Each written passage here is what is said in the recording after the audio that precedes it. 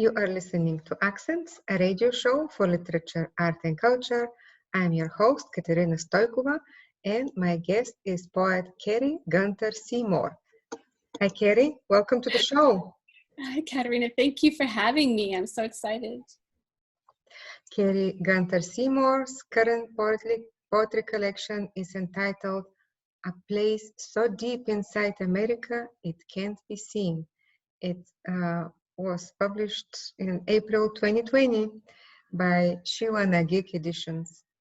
Her poems can be found in many fine publications such as Rattle, Mainstream Rag, Still Stirring, the LA Times, as well as her website.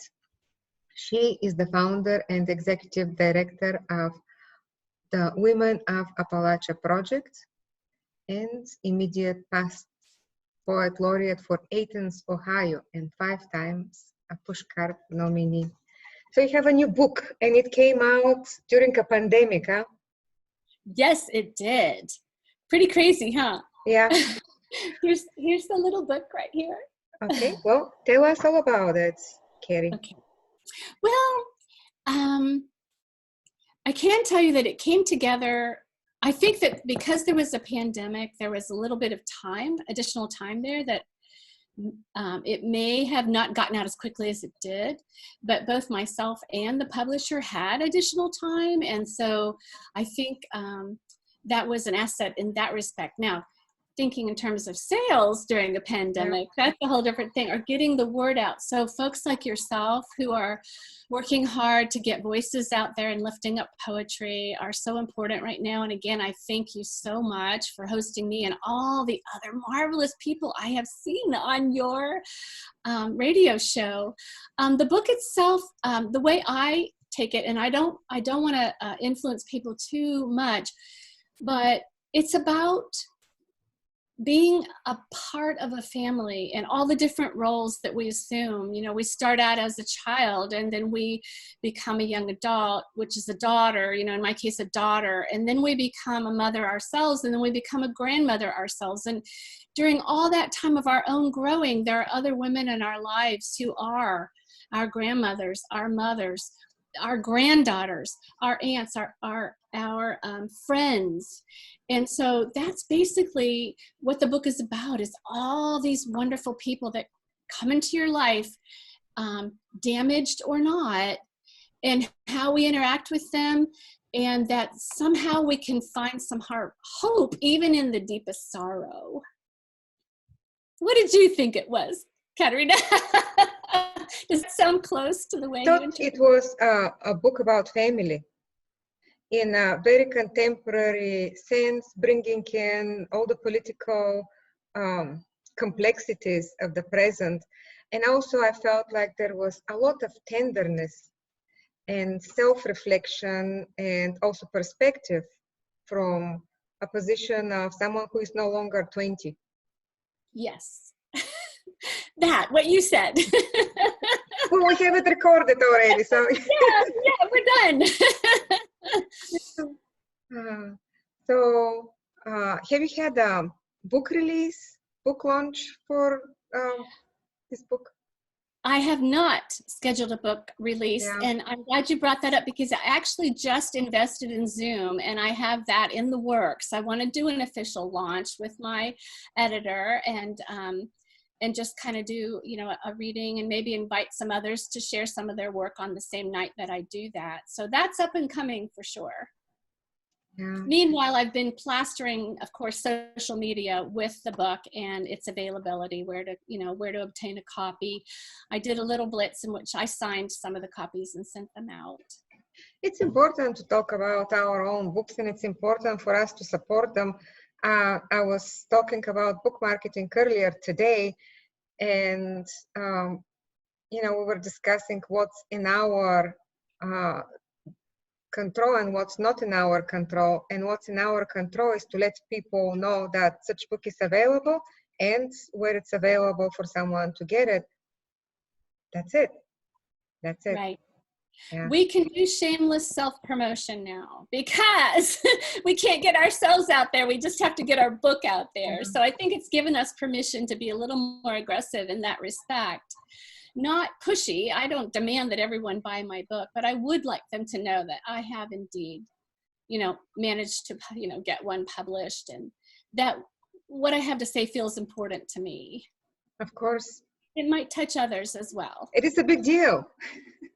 To me, It is a big deal, yeah. It's a big deal. So now would you like to read to us for about 10 minutes or as much as you want? I'd love to. Thank you, Katerina. So again, the book is called A Place So Deep Inside America It Can't Be Seen. So I thought I would read the title poem to start out with. The title's a little bit longer. It says, I come from a place so deep inside America it can't be seen. White oaks thrash. Moonlight drifts the ceiling as if I'm underwater. Propane coils, warms my bones. Gone are the magics and songs, all the things our grandmothers buried, piles of feathers and angel bones, inscribed by all who came before. When I was 12, my cousins called me ugly, enough to make it last. Tonight, a celebrity on Oprah imagines a future where features can be removed and replaced on a whim. A moth presses wings thin as paper against my window, more beautiful than I could ever be. Ryegrass raised seedy heads beyond the bull thistle and preen. Everything alive aches for more. So this little book is full of stories from my own family, though it's kind of a mishmash. And so a lot of the characters I have sort of mushmashed together as well. So one of the characters in the book is a woman by the name of Fanny June. Now, Fanny June, let me find the page number here. Fanny was my step-grandmother, and June is my birthday. So you can kind of see how I created that character, right? So a little bit my granny, a little bit me, right? And some other folks in between then. So this is called Perfect Pitch. I rode middle school bound in the back seat of Fanny June's station wagon, listening to her and her sister sing Jolene. Trading verses, harmonizing on the chorus. I'm begging of you, please don't take my man. A few years later, it was 925. They were fired up, and it was Dolly's doing. This was rural Ohio, the bottom lip of northern Appalachia, right shy of Perry Como country. The women in the family worked the TS trim factory, spitting out Honda car parts. Started out on the assembly line, worked their way up to paint, then detailing, then welding. The physical labor made their bodies strong, their future bright, and like Dolly, they weren't taking any shit. They learned early on about strikes and picket lines, how important it was to organize and vote. Brave women in the workforce, determined to see their daughters inside college classrooms the hell out of Factory Row. I didn't know then I was under the wing of a feminist taking back her power. Like Dolly, Fanny June would never use that word, no matter how much she embodied it. She was proud to hang up her welder's helmet end of shift, pick up her paycheck, sing in the front seat of a station wagon with women she loved. So I mentioned the grandmothers, and of course in this book the grandmothers are very important, whether it is my grandmother or me being a grandmother or some other grandmother. And so in honor of the grandmothers in this book, I will read a poem called As the Twig is Bent. Honeysuckle spiked early this year, the dogwood leaved by only half. My grandmother would say these are signs of consequence, the significance long lost to me, along with many mountain ways. My red-handled shovel offers up a smooth white pebble I place on my tongue, tasting of storm, of dusty teacups, a revelation between clenched teeth. Shoulders hunched, my body is a poem of rusty spine and thinning blood, words piled 100 apologies deep. Generations pass and still we toil, scratch at scars, lose track of the path home. A downy woodpecker probes a sculpted trunk.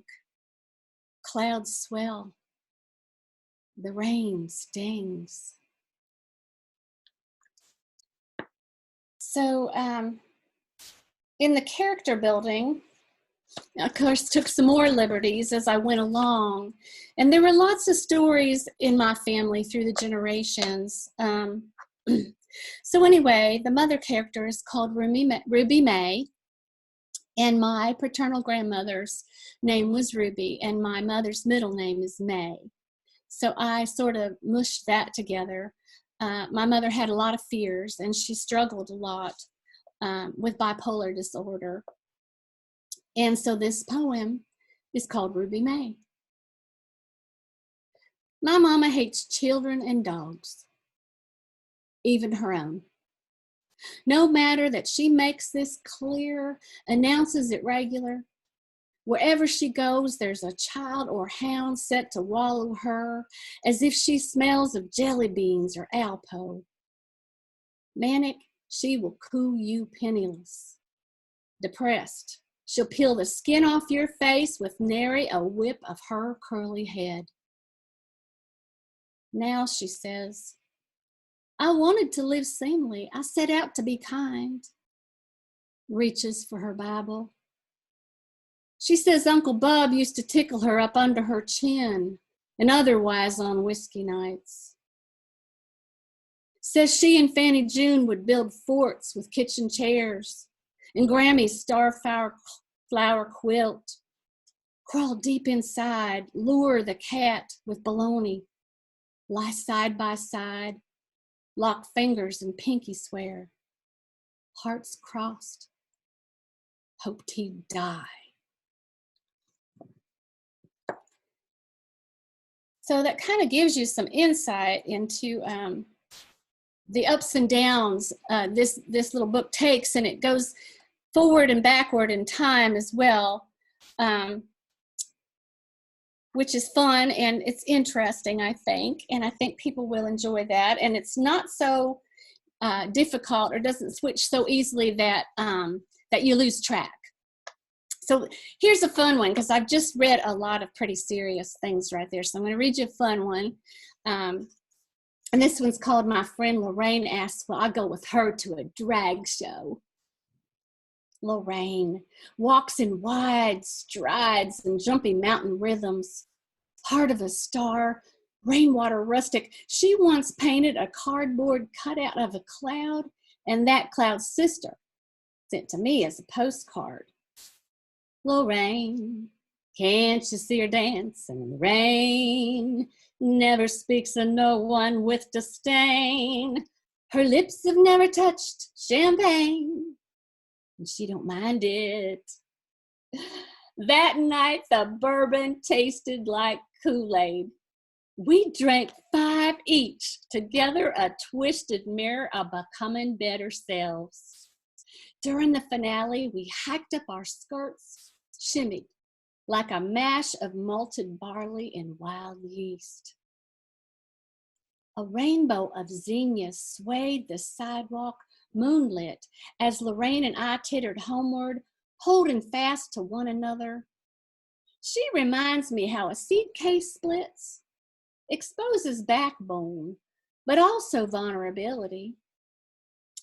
Well, Christ Almighty, Lorraine says, we should all throw ourselves like seeds. See, most nights I pray standing, worry about the weather when it presses hard from the south, walk beneath lightning to gather up chickens. But Lorraine, can't you see her dance in the rain? Never speaks of no one with disdain. Her lips have never touched champagne, and she don't mind it. So that's my really fun poem, one of the many fun poems in this collection. I probably have time for maybe one more. Does that sound right? I don't want to overstay my welcome, but I do like the idea of leaving you with something to think about, you and the listeners. And this piece is called The Weeds in This Garden. And I don't suppose I'd be Appalachian if I didn't talk a little bit about growing something. So besides growing children and growing sorrow, we'll grow some weeds in the garden. So the weeds in this garden. Long ago, I built a self outside myself.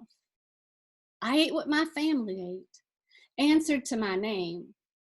But when they said, let us pray, I kept my eyes open. There is a price to be paid for resistance. Whatever you call me, I have called myself worse. Invented words made up of letters from my own name. Now the backs of my hands, all bone and strain, I think cannot be mine. Who hasn't killed herself at least once, only to grow into someone needier? Who hasn't bent with her wounds to a mutinous patch, weeds shooting up like false rhubarb, every wisp, stem, and sodden pith a testament? Who hasn't scratched at the question of what it means to be here? Thank you, Katarina. Thank you so much, Kari. I really appreciate your poems. I hope, the book does well and you have an opportunity to read lots of times from it in the virtual space as well as in the physical space. Can you tell us a few things about the Women of Appalachia project? I would love to.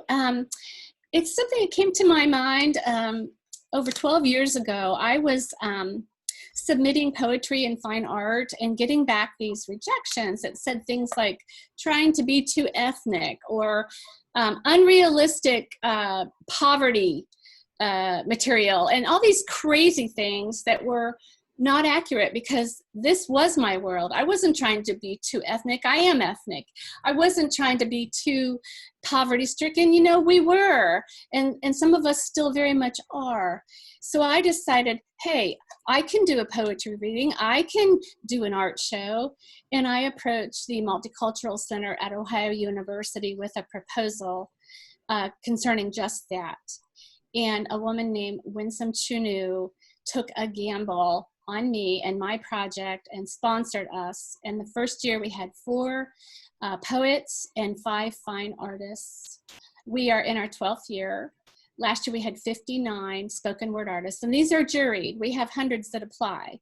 And the year before that, 56 fine artists. The fine art's now going to the Dairy Barn Arts Center in Athens, Ohio, and they'll be partnering with us to broker that. But the spoken word will stay with me. We do an anthology every year. And our goal really is to get the word out that women from the Appalachian area are not illiterate. They are not undergroomed. They are not overfed. We do wear shoes. And we are intelligent and talented. And we travel around Ohio, Kentucky, and West Virginia during times that are not pandemic. And we perform our work.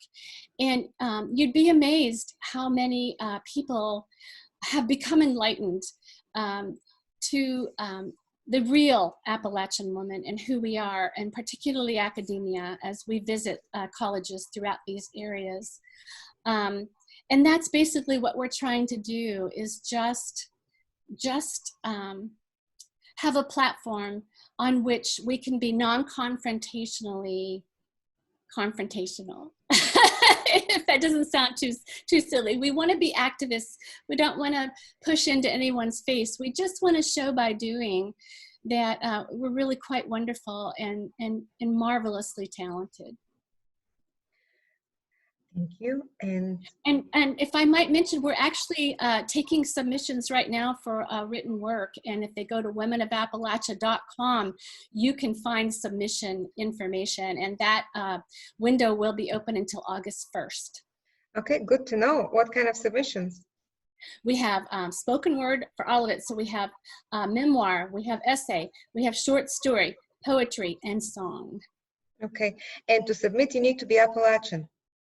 You need to have strong ties to Appalachia or living in or feel like you are Appalachian.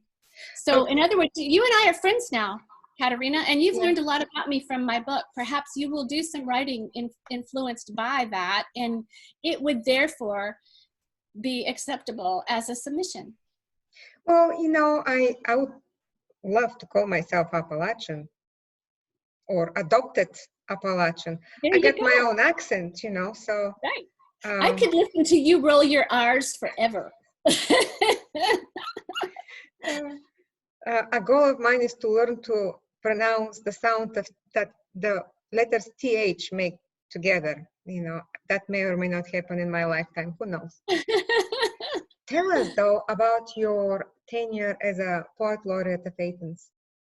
Oh, well, I just finished that this past February. It was a 2-year position, and it was fabulous. During that time, I can't even think of all the wonderful things that happened, but I will share some of them with you. It kind of started out with the idea that I hosted these potlucks that we would come together and share food and share our work. And I thought, having lived in this area pretty much my whole life, that I knew most of the people who were writing in Athens County and contiguous counties, and boy, was I wrong. I met so many amazing, wonderful people, writers and people who loved writing that came to these potlucks, not to mention the amazing food that got shared. And we sat around tables and we shared our work and we practiced reading at the microphone. I also did a series of poetry readings at the Dairy Barn Arts Center, which is our local arts center, and brought in poets from as far as Illinois, Kentucky. We had people lined up from Nashville, Tennessee to come in. Unfortunately, the pandemic took that away from us for the time being, but those were happening seasonally and monthly. I met so many people just traveling myself, being invited. It's good and bad that having the words poet laureate in your introduction sort of makes people want to investigate you a little further and perhaps have you in to read. And so that was, so many people were kind and invited me to come and read and share myself. And so when I did that, I was also able to share Athens, Ohio with them, and then invite them to come and share with us. And it was just absolutely the most marvelous 2 years. And the culmination of we did a poetry trail at the Ridges, which is Ohio University's land management. They took over the old asylum land, and they have several buildings that function on that property. And so working with Ohio University, we set up a poetry trail in which people stop at different places on the trail and can read from an app different poetry that speaks to places on the trail. And the other piece that was really marvelous was a book that I edited and published called Essentially Athens, Ohio. And in that book are all number of people associated with or living in Athens County, from highly published writers to those who've never published before.